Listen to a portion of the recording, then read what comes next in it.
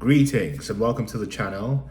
My name is Dr. Narcissist Transformational Coach at Inner Mileage, where we help folks transform and optimize their lives. And today we're going to be talking a little bit about narcissistic collapse, how the empath triggers narcissistic collapse. And we'll go into what narcissistic collapse is, how the empath triggers it, and some tips on how to navigate through this process of narcissistic collapse, particularly if you're in a narcissistic relationship, whether it's work or familial or intimate or otherwise or social, or if you've just come out of a narcissistic relationship dynamic, or you're deepening your understanding of what happened to you historically with narcissistic relationships and the ensuing collapse. You see, ultimately, as an empath, you are a catalyst for the collapse that the narcissist experiences. And for many of you, as empaths, this is the first time the narcissist may have suffered defeat. Because you have to recognize that the narcissist does this kind of destructive pattern of being to almost everyone, except for people they're afraid of or people who've defeated them. And often, the narcissist stays away from people who can sniff them out. But in the case of the empath becomes the lesson in many cases, especially if you're a Hyoka empath, for the demise or the collapse of the narcissist in many ways. And the collapse certainly happens after rage. The narcissist is ultimately defeated. So let's get into it by firstly defining what we mean by narcissistic collapse. At its core, narcissistic collapse occurs when the narcissist's perfectly constructed facade, the illusion around who they are, this facade of I am superior, I have control, I am invulnerable, crumbles under the pressure from the empath. And this pressure always comes from perceived damage to the narcissist's ego because of the potential for exposure. Exposing the narcissist is the biggest thing they fear, critique, and even worse, a loss of admiration. I know. Now, for someone with narcissistic personality disorder, their self-esteem is not internally grounded. It's not. If you become awakened as an empath, you know that your self-esteem is dependent on all that's within you. But for the narcissist, it's about external validation. And when that validation is withdrawn or when their flaws are exposed, the narcissist can experience a very profound psychological breakdown. And this collapse is just not limited to the emotional state. It's a complete unraveling of the narcissist's identity. Case in point, there's a 2020 study published in the Journal of Personality Disorders, which describes narcissistic collapse as a narcissistic injury that leads to an acute episode of anxiety, depression, even psychosis, depending on the severity of the injury to the narcissist. So this is really serious, particularly if it's at the hands of an empath, an awakened empath who was previously unawakened. And it's important to understand how this happens. So let's delve into kind of the circumstances or the causes and conditions that trigger narcissistic collapse. And in fact, it's important to point out that empaths by nature are really highly sensitive folks who are tuned to the feelings and emotions of others. An empath like myself, probably you too, can really see through the narcissist facade. And after you've gone through abuse, you see it even faster. And you see it consciously and unconsciously. And this challenges the narcissist's sense of self because they know you can see through them. And in fact, the way the collapse happens is, number one, the empath starts to call out inconsistencies in the way the narcissist bees, if we can say that, in the way they be. The empaths are naturally truth seekers, right? So they may gently or directly point out discrepancies in the narcissist's behavior, stories, lies, self expressions. And for a narcissist whose identity is often built on a very shaky foundation, they rehearse these stories about themselves. They practice how they're going to be in front of people, in front of the mirror. They talk to them. It's an act.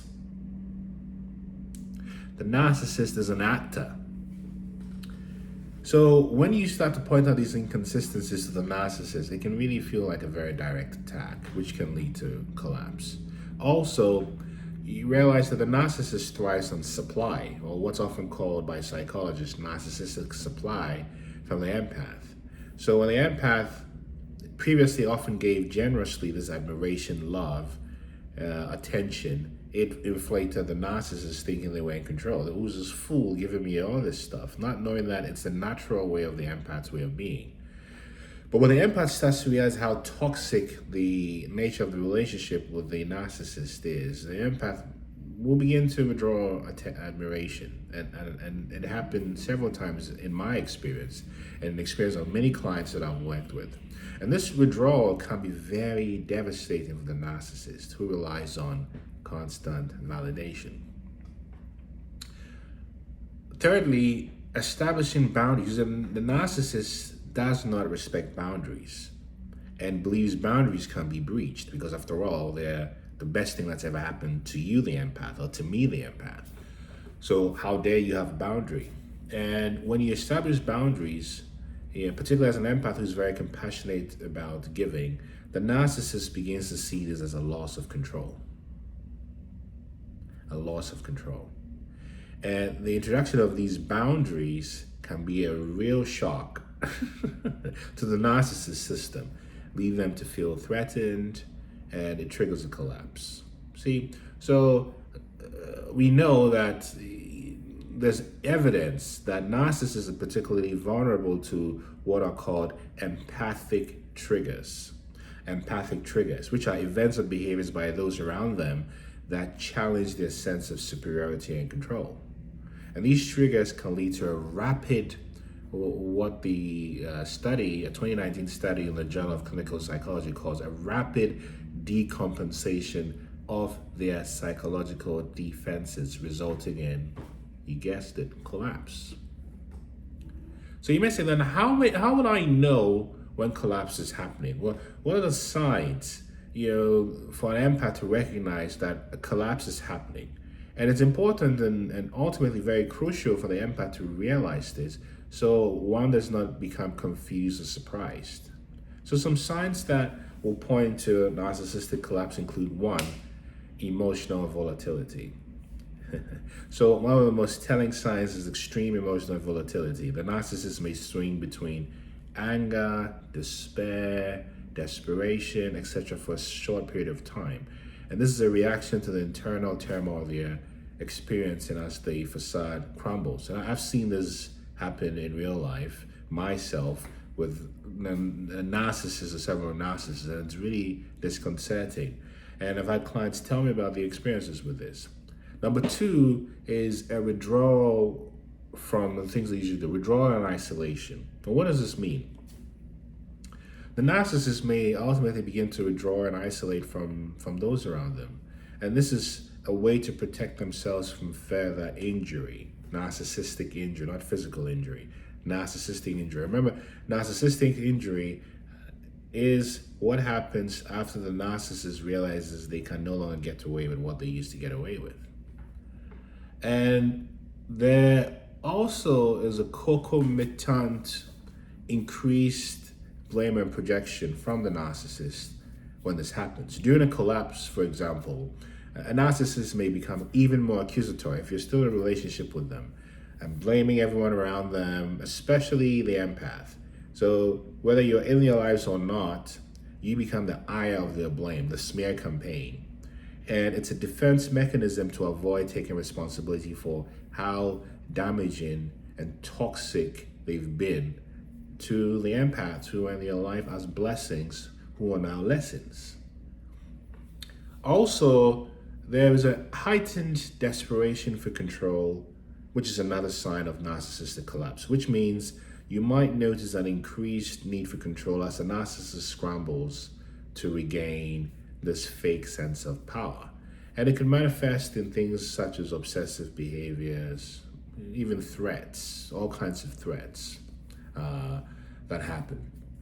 Now, recognize that during the narcissistic collapse, the individual's behavior becomes increasingly erratic as they try to cope with the loss of self-identity, this fake self-identity.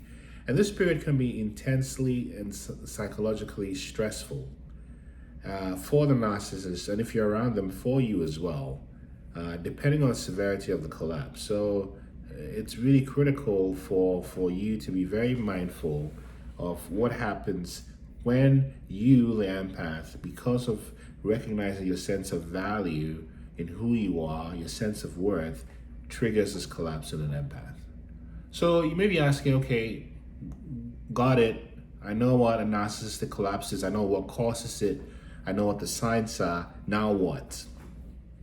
Well, a narcissistic collapse can be incredibly disorienting, especially if you've been deeply involved with a narcissist, marriage, all kinds of deep business relationship, etc. You might feel a mix of emotions as an empath: guilt, shame, fear, even compassion.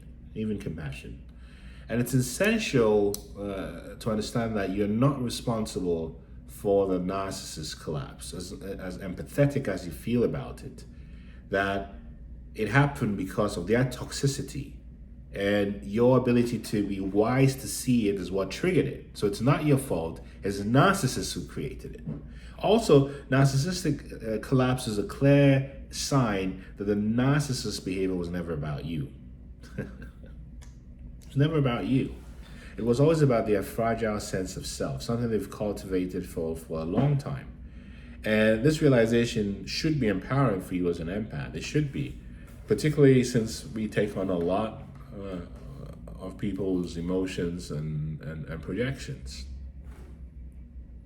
So if you're currently in a relationship where collapse is happening, or you're about to trigger collapse because you know the cycles are the same, or you've escaped or experienced collapse, there's some critical steps to take whilst this is unfolding. First, boundaries are critical. Important to maintain the boundaries that you previously set, because it's a time to loosen your boundaries, time to tighten your boundaries. I repeat, tighten, not loosen. And the narcissist may try to manipulate you into helping them rebuild their ego. And in fact, this is the narcissistic Hoover, which I'll speak about in another video. And it's crucial to protect your energy and mental health. Boundaries are your first line of defense. Secondly, seek support. Seek support from a coach like myself, who's skilled in dealing with this with several clients, have the training, but I've also experienced it in my personal life. And reach out to trusted friends who will understand, or other mental health professionals who have been through this and can help you deal with the dissociation that comes from engagement with a narcissist. It's also important to realize that you shouldn't allow yourself to be sucked into any drama. No matter how much the narcissist pulls on your heartstrings, tries to drag you in, confuse you, trigger you based on what they know your old existing wounds are, don't fall for it. And because you've been through so much with everything you've experienced with these narcissists, focus on self-care. And ultimately, this might be difficult to point out, but in some cases it may be your only option, which is to end the relationship, even if it's a familial relationship, an intimate relationship, friendships, and so forth, that you recognize if the narcissist's behavior is consistently harmful, it may be time to consider ending a relationship. A narcissistic collapse can often reveal the extent of dysfunction in the relationship, and it makes it clear that staying may no longer be in your best interest, you see. And so there's enough data on this, for example, from the Journal of Family Therapy, a 2020 study that shows that ending a toxic relationship can lead to significant improvements in your mental health and overall well-being. So coming to the end of this video, narcissistic collapse is a very profound and often chaotic event. It can be, particularly for those who are very close to the narcissist, or who were close to the narcissist, I should say. And as an empath, a light worker, light being, starseed, indigo person, it's crucial to recognize your role, not as the cause, but as the catalyst for the narcissist's unraveling. And this realization can actually empower you to protect yourself and move forward with clarity and strength. Remember, your journey is about healing, prioritizing your healing from here on out. It's not about managing the chaos and the turmoil that the narcissist is going through because of their own actions. In fact, this is a time to protect your peace, focus on self-healing, and recognize and focus on the conditions and that caused you to be attractive to a narcissist. And as you begin to delve deeper into your own healing and your own realignment, you become less resonant, less attractive. It's still attractive to narcissists, but you be less apt to tolerate or even entertain relating to a narcissist. So in summary, this is how powerful the empath is, who unknowingly causes narcissistic collapse. And this collapse can actually be very pivotal, a big tower in ending the narcissist's games, because recognize that for years they've been unexposed. They've done this under the radar to several other people. And they had the misfortune of dealing with an empath who is blessed with the insight and discernment, particularly when they begin to wake up in what a narcissist is, what narcissistic personality disorder is, and what narcissistic abuse is, even before they know what these words are. Because as I've said several times before, when you read all the academic journals on narcissism and narcissistic abuse and so forth, you realize that they all diagnose it similarly. These are the signs of narcissistic abuse. These are the causes of narcissistic abuse. And almost unanimously, there might be exceptions that I haven't discovered yet, that there is no real cure for narcissistic personality disorder, except for when the narcissist decides on their own to go seek coaching, counseling, therapy to deal with the traumas that make them resonant to this dark entity, this dark energy, this way of being. But short of that, the narcissist will continue to be a narcissist, except for when they are collapsed by a yoga empath, an empath. And that can, in many ways, also trigger the narcissist to realize that their way of being is not sustainable, depending on the severity of the collapse. So, in summary, I want to thank you for spending time watching this video up to this point. If you're still here, it means that you're an empath who has had the fortune of being woken up after the misfortune of dealing with a narcissist. And this process of waking up actually is pushing you and raising you to your ultimate purpose. It's almost like dealing with a narcissist, especially if you're an empath, is a necessary step on your graduation towards purpose. And you know, purpose is a very key question that most people ask themselves. What's my purpose? Why am I here? What am I doing? And your trauma led you to the narcissist or a series of narcissists until you decided it was time to end that cycle. And you often find that narcissistic abuse is typically linked, not in all cases, but in many cases, to generational trauma, particularly in the lineage of the empath. So in my case, for example, I understand my lineage to a certain point and can actually trace some understanding of some of the trauma that happened to my parents and their parents before them, at least up to that point, with some clear certainty. And so in your case, this is a chance to realize how great you are being able to stop the cycle of trauma and abuse, even though you had the misfortune of dealing with a nasty narcissist. I want to congratulate you for triggering this collapse, and I wish empathy to all narcissists who may be going through collapse. In many ways, it's something that they created, maybe something they needed for their own journey. And if you feel this content is useful, like, share, subscribe. And until next time, remember, there's absolutely no one like you. Peace.